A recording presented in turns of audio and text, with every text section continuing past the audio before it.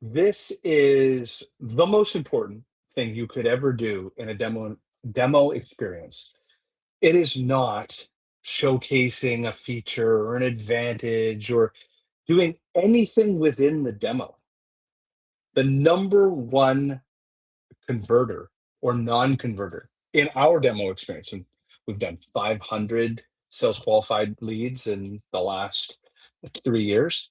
Nothing else matters more than the mutual action plan, M.A.P.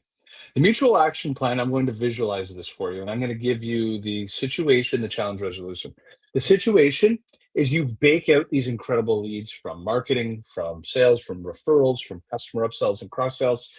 Think of your cost of customer acquisition. That could be hundreds, thousands, tens of thousands of dollars are being spent for that single opportunity, that single meeting. Your account executives run a great call, but then they forget the mutual action plan. And what happens is you see a stockpile of stagnant leads in your pipeline coverage. A great way to see that is the velocity has gone into weeks and weeks or months of like no real next steps in action, and or your conversion is like less than 20%, 25%. Then you know you have a problem with a mutual action plan. And so let me visualize what a mutual action plan looks like. So this is a mutual action plan. When we're pitching our service, we pitch it like a product. So we're having a visual conversation. It is a truly a demo experience. And we're walking people through everything from social proof to our capabilities grid. We're walking them through the model at which we're supplying talent. We're walking through the value proposition and all the way to the actions and activities that we would take together to do the work. We map it all out. But at the very end, if we forget to do this, this is where it all derails.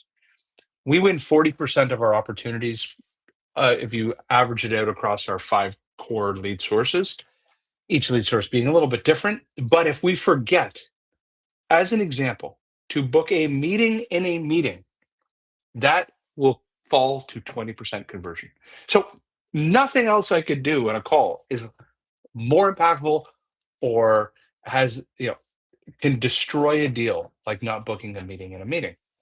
So what is a mutual action plan? A mutual action plan is at the end of every call, you go through this checklist.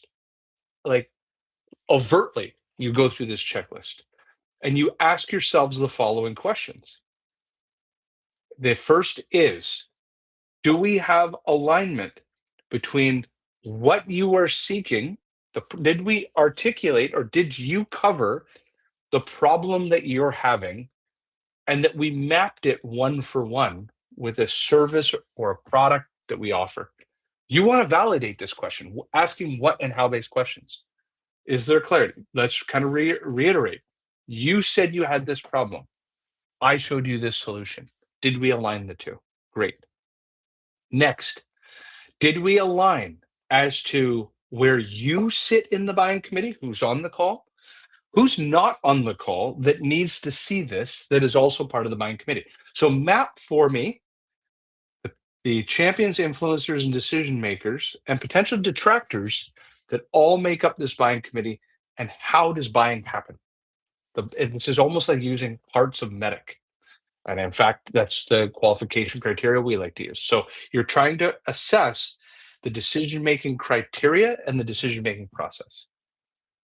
Next, and that kind of, did we discuss commercials? Do you understand how commercials work? What affects price? And do we understand how decisions are made?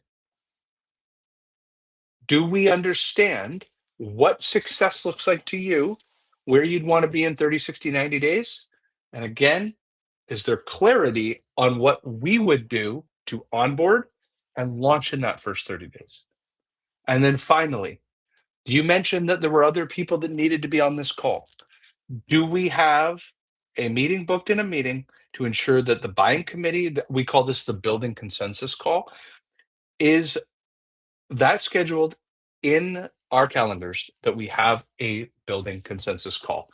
If you leave that call without scheduling that building consensus, you are relying on a champion to try to go sell for you. Half of those will be able to get that next meeting scheduled. But by having it in the books, they can bring the talent to that call. This is a mutual action plan. You have to run a mutual action plan at the end of every call. Otherwise, you are uncertain if their problem and your solution are aligning. You haven't overtly discussed the buying committee. You are connecting value to commercials. You are then road mapping towards launch and clearly defining next steps. Our sales cycle is 24 days. How did we get it to so fast, considering that we sell a mid five figure ARR product? And it's because we're overtly doing a MAP, mutual action plan, on every call that brings people through the buying journey. Hope all is well.